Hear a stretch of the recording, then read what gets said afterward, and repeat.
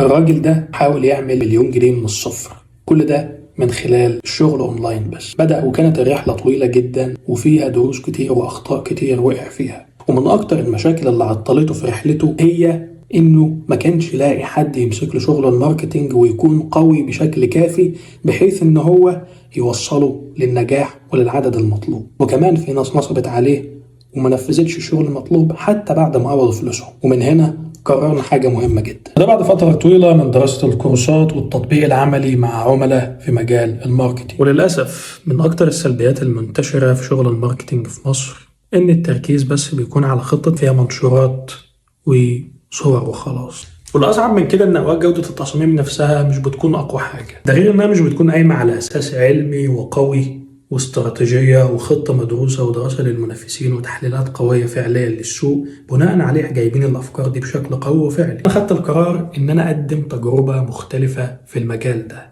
مجال الماركتينج والشغل في التسويق عموما.